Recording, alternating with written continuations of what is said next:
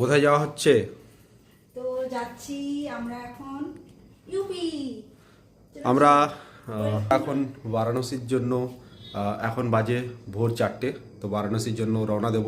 সমস্ত কিছু এই ভিডিওতে ইনফরমেশান থাকবে।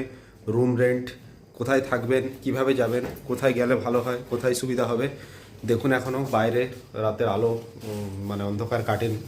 চলুন। আমরা যাচ্ছি এখন শিয়ালদা। শিয়ালদা থেকে আমাদের ট্রেন আছে। চলো আর ঢুকবো না তো, তাই তো? ঠিক আছে ঠিক আছে, একটা আমি করে দিই। চলো কোনো অসুবিধা নেই, চলো। বুঝিনি এই জীবনের সব চাওয়াতেই তুমি ছিলে, জানি না কখন আমার চোখে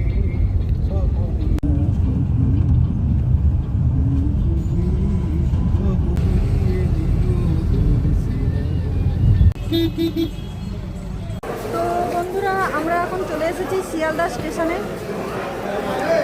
আর 5টায় আমাদের ট্রেন আছে। আমরা ট্রেনে উঠে গেছি। তাও এই হচ্ছে এখন সকালের ব্রেকফাস্ট। বন্ধুরা, ঘড়িতে বাজে 7টা। অ্যাকচুয়ালি ট্রেনটার টাইম ছিল 5টাতে, কিন্তু লেট হয়ে যাওয়ার জন্য এই ট্রেনটা এখন 7টা 45-এ ছাড়লো শিয়ালদা স্টেশন থেকে। এখন ঘড়িতে বাজে 7টা 58। এই ট্রেনটা যে আমরা যাচ্ছি, এটা হচ্ছে শিয়ালদা যোগনগরী ঋষিকেশ স্পেশাল। আর মিনিমাম 15টা স্টেশন পরে আমরা বারাণসীতে পৌঁছাচ্ছি। তো আমরা পৌঁছে গেছি আমাদের first stop, that is Naihati. তো আমরা এই মুহূর্তে পৌঁছালাম নৈহাটি জাংশন। এখন বাজে 8:30। আমরা এখন নৈহাটি ছেড়ে ফার্স্ট স্টেশনটা ছেড়েই বেরিয়ে যাচ্ছি। এরপর আছে নেক্সট আছে ব্যান্ডেল, তারপর আছে বর্ধমান। তো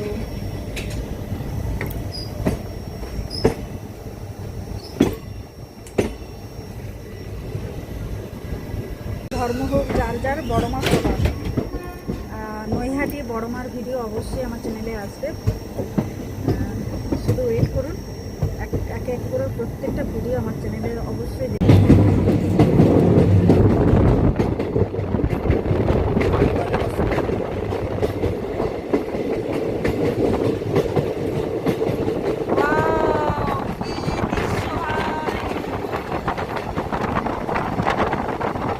তো বারাণসী যাওয়ার পথে ব্যান্ডেল থেকে আমরা একটা মশলা মুড়ি কিনলাম। এরকম কম দামি খাবার খেয়ে খেয়ে আমাদের বাজেটটাকে এতটাই আমি কমিয়ে নিয়ে আসবো যেটা বলা চলে না।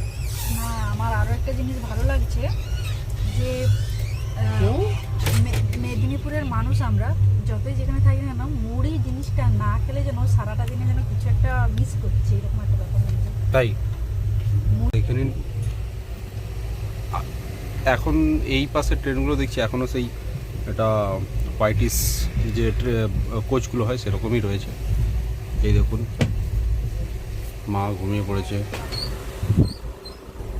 তো আমাদের এই জার্নিটা সম্পূর্ণ কিন্তু আবার যেমন আমরা মেঘালয় গেছিলাম, এই জার্নিটাও কিন্তু সম্পূর্ণ এজেন্ট ছাড়া। তো ট্রিপটা বিভিন্ন রকমভাবে সাজানো যায়, যারা জানেন, যারা যান ওই পাশে তারা কিন্তু জানেন। তো আমরা কিভাবে সাজিয়েছি, আমরা প্রথমে যাচ্ছি বারাণসী, বারাণসী থেকে অযোধ্যা, অযোধ্যা থেকে মথুরা, এবং মথুরা থেকে নিউ দিল্লি হয়ে অমৃতসর হয়ে আবার নিউ দিল্লি, নিউ দিল্লি থেকে ওখান থেকে আবার ট্রেন ধরে ধানবাদ, ধানবাদ থেকে আবার কলকাতা। তো এই হচ্ছে আমাদের মানে রুট। কিন্তু কি বলে, আপনারা যারা আগে থেকে টিকিট কাটবেন তারা কিন্তু এই মানে ট্রিপটাকে আরও ভালোভাবে সাজাতে পারবেন। দেখবেন অনেক সময় বাস ছাড়ে, বাসে করে অনেকে যায়। তো তার মধ্যে আবার রাজস্থান থাকে। তো এটার মধ্যে আমি রাজস্থান রাখতে পারতাম, কিন্তু এখন নয়। তো যেহেতু মা বাবাকে নিয়ে যাচ্ছি, সেহেতু কয়েকটা মানে একটা স্পিরিচুয়াল লুকটা কমপ্লিট করে আসবো এবং আপনাদেরকে তুলে ধরবো কোথায় থাকবেন, কোথায় যাবেন, কোনখান থেকে কত গাড়ি ভাড়া, কত কম খরচে আপনারা এই ট্রিপটা করতে পারেন। যেমন আমাদের আগের ভিডিওগুলো ছাড়া আছে ঠিক তেমনই this video will be full of information. So stay tuned, stay with us. Thank you. তো দেখুন, আমরা চলে এলাম দুর্গাপুর স্টেশনে। তো ট্রেন অনেক লেট, এত লেট ট্রেন কোথায় জাপানে কি বলে 1 মিনিট দেরি হয়ে গেলে নাকি ক্ষমা টমা চায়। আর এখানে ট্রেন এত লেট, তো অবশ্যই আমার দেশ মেনে নিতে হবে, দেশকে খুব ভালোবাসি। চল ভাই। যে ট্রেনটা আমরা পেলাম সেটাতে কোনো প্যান্টি কার্ড নেই, আর খাবারের দাম একদম আগুন। ভেজ কারি, ভেজ যত সব নেবেন সব 130 টাকা করে প্লেট, ডিম 150 টাকা, কেউ যদি মাছ চিকেন নেয় তাহলে 170 টাকা করে।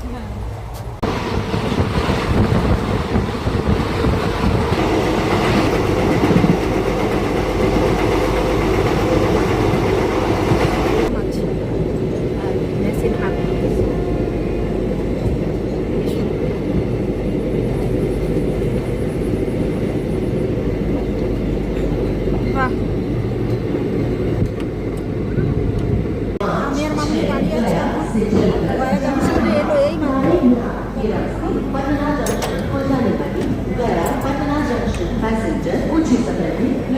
প্রচুর লেট।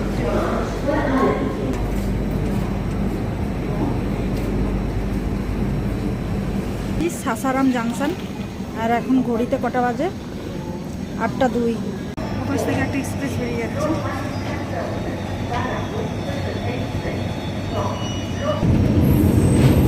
তো বন্ধুরা, দেখতে দেখতে আর এই ট্রেনটা কি বলবো, জীবনে যতদিন বাঁচবেন এই ট্রেনটাতে কোনোদিন কেউ টিকিট কাটবেন না।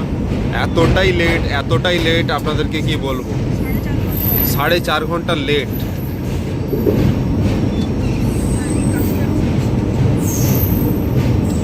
তো একটা জিনিস আপনাদেরকে এখানে যেতে যেতে দেখিয়ে দেই, ঠিক আছে? World first floating station. এই দেখুন, আপনারা লেখাটা হয়তো বুঝতে পারছেন না, আমার ফোনের ক্যামেরাটা অতটা গ্র্যাব করতে পারছে না। এই যে ইয়েলো লেখাটা দেখতে পাচ্ছেন, এখানে লেখা আছে ওয়ার্ল্ড ফার্স্ট ফ্লোটিং স্টেশন।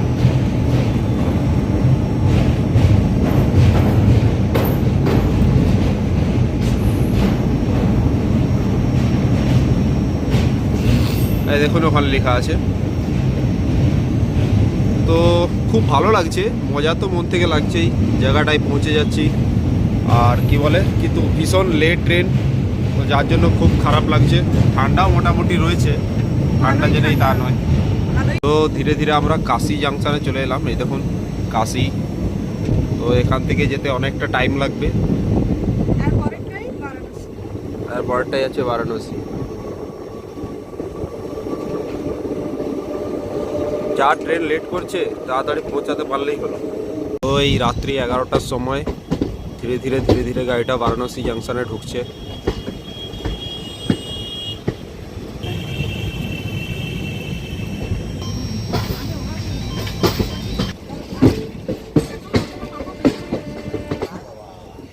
তো বন্ধুরা, আমরা এসে গেছি বারাণসী স্টেশনে, দেখতেই পাচ্ছেন। এই দেখুন, কিন্তু যথেষ্ট time taking.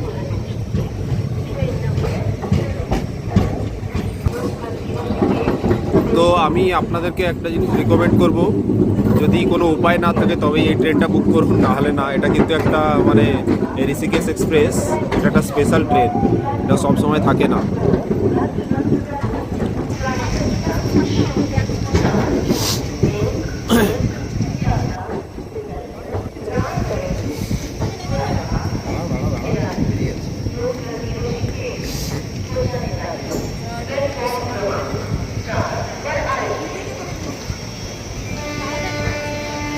So friends, I welcome you through my video to UP.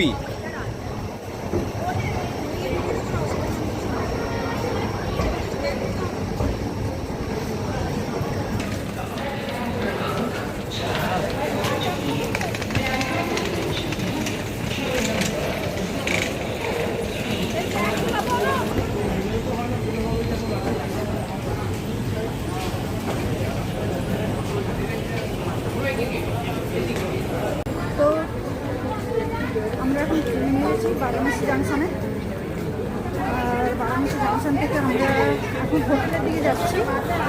আর দেখা যাক কেমন হোটেল পাই, কোন বাজেটে, সেটা আপনাদের সাথে শেয়ার করবো।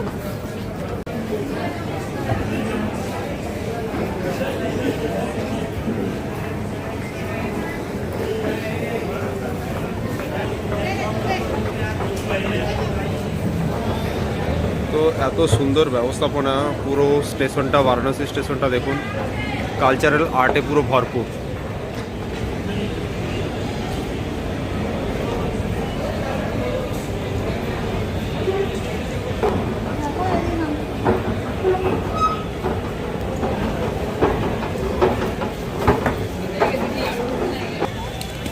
এই হচ্ছে বারাণসী জাংশন, এই হচ্ছে তার নাইটের ভিউটা এমন।